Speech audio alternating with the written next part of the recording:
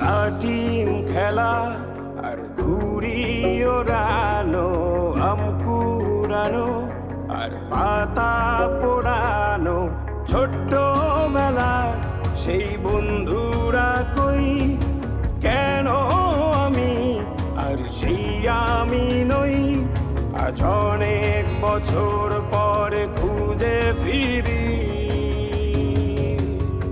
কোথায় আহারে আহারে আহারে শৈশব, কোথায় হারিয়ে গেল যে আহারে কৈশব, কোথায় আহারে আহারে আহারে শৈশব, কোথায় হারিয়ে গেল যে আহারে কৈশব।